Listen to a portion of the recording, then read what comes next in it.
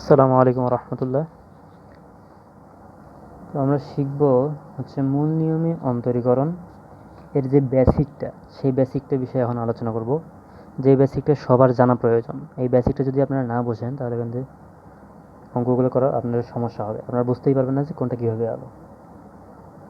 আসলো। ঠিক আছে, তো এর জন্য ফার্স্ট টাইম আমাদের যেই বিষয়টা জানা প্রয়োজন সেটা হচ্ছে কি অন্তরজ বা অন্তরক সহক। এখন অন্তরজ ওটা লিখি, রোজ বা হচ্ছে কি অন্তরক সহক, রাইট। এটা কিন্তু আমাদের জানা প্রয়োজন, মূল নিয়মে অন্তরীকরণ এটা জানার জন্য।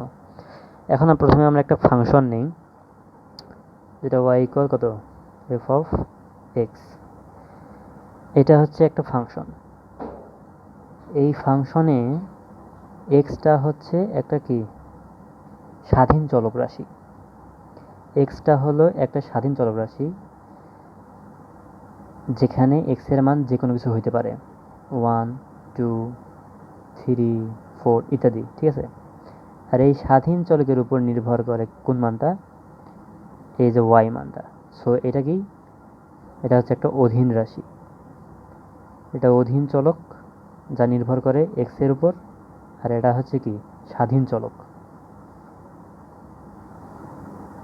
স্বাধীন চলক। ঠিক আছে, এই স্বাধীন চলকের মান 1 2 3 যে কোনো কিছু হইতে পারে।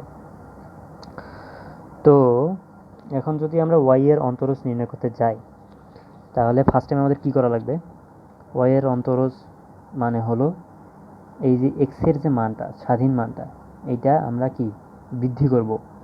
এটা ক্ষুদ্রতর থেকে মানে ক্ষুদ্র বৃদ্ধি সাপেক্ষে অধীন চলক রাশি ওয়াই এর মানের যে বৃদ্ধি ঘটে। ঠিক আছে, সো এফ অফ এক্সের মানটাকে যদি আমরা ডেল এক্স পরিমাণ বৃদ্ধি করি, ডেল এক্স,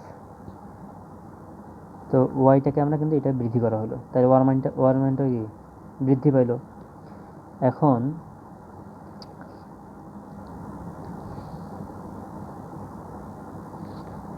ওয়াইয়ের মানটা যে আমরা বৃদ্ধি করলাম, কতটুকু বৃদ্ধি করলাম, এটা নির্ণয় করার জন্য কি আমাদের মূল যে মানটা, এটা থেকে এইটা বিয়োগ দেওয়া লাগবে না, মানে এইটা বৃদ্ধিপ্রাপ্ত মানটা থেকে এই মানটা কিন্তু বিয়োগ দেওয়া লাগবে। So f of x plus del x, এটাকে বিয়োগ যদি আমরা দিই এফ অফ এক্স, তাহলে আমরা কতটুকু বৃদ্ধি পেলো সেটা নতুন একটা মান পাইলাম না, যেটাকে আমরা ডেল এক্স দ্বারা কি প্রকাশ করলাম। এটা হলো নতুন মান, মানে এটা একটা রাশি বা রশ্মিটাকে আমরা একটু বৃদ্ধি করলাম এই পর্যন্ত। এখন সম্পূর্ণটা যদি কি হয়, এইটা হলো এক্স আর এটা হলো কি ওয়াই, বৃদ্ধি করলাম ওয়াই, আর এটা হলো কি এক্স। সো আমরা কতটুকু বৃদ্ধি করলাম এটা যদি আমরা হিসাব করতে যাই, তো ফার্স্ট টাইম এটা কি দুইটাই যোগ দিয়ে দেওয়া লাগবে না, তো প্রথমে দুইটাই যোগ দিলাম। এখন এটা যে যোগ দিলাম নতুন মানটা, তাহলে কত হবে, ওই এই বৃদ্ধিপ্রাপ্ত মানটার সাথে নতুন মানটা বিয়োগ দিব না, এই এক্সটা এক্স, তাহলে আমাদের মান কি বের হলো, এটা কাটা বৃদ্ধি পাইল কায় ওয়াই, ওয়াই পরিমাণ বৃদ্ধি পাইল, সেই ওয়াই পরিমাণ এইটা বিয়োগ দেওয়া হয়েছে এই সেম আকারে। ঠিক আছে,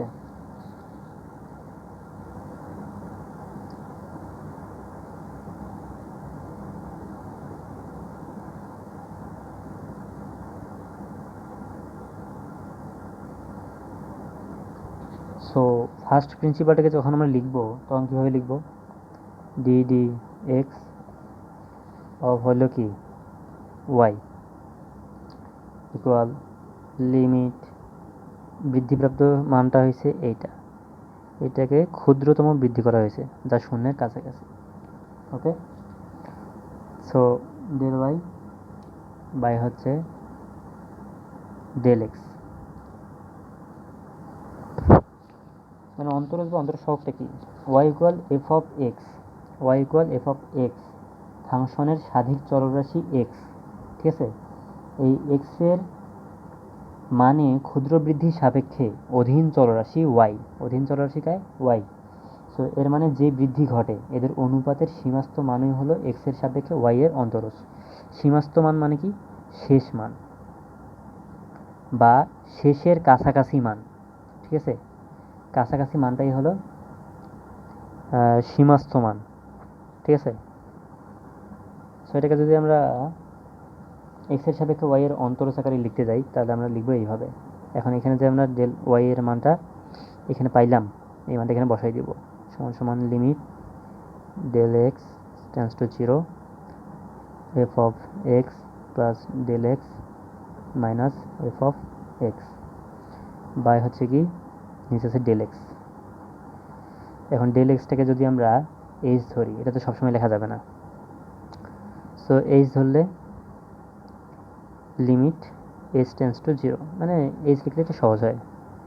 so f of x plus h minus f of h by হলো কি এইচ।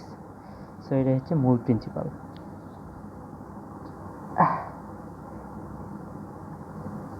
তো এখন মূল নিয়মে যদি ত্রিকোণমিতিক ফাংশনের অন্তরজটা নির্ণয় করতে যাই তাহলে ডেল ওয়াই এর জায়গায় আমরা কি লিখব? ওয়াই এর জায়গায় আমরা লিখব ডি বাই ডিএক্স অফ কি সাইন এক্স। তাহলে এইটা হচ্ছে মেন সূত্র। এটার সাথে আমরা যদি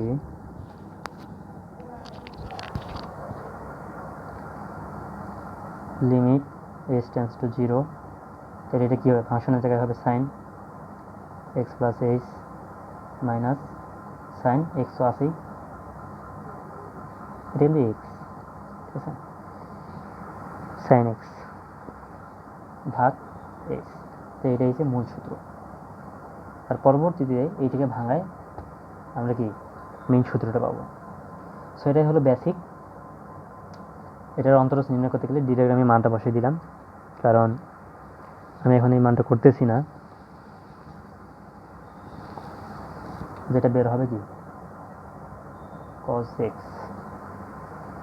বুঝা গেছে? আর cos x এর জায়গায় এটাকে অন্তরজ আকারে প্রকাশ করলে এই মানটা বের হয়। সো এটাই হলো বেসিক। এই বেসিকটাই জানা প্রয়োজন। এই বেসিকটা যদি আপনারা না বোঝেন তাহলে অঙ্ক করার সমস্যা হবে। সো এর কয়েকটা উদাহরণ আমরা পরে করব, পরে এই বিষয়ক অঙ্ক আপনাদের দেখাই দেবো।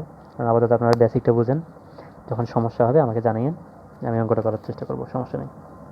সো আল্লাহ হাফেজ।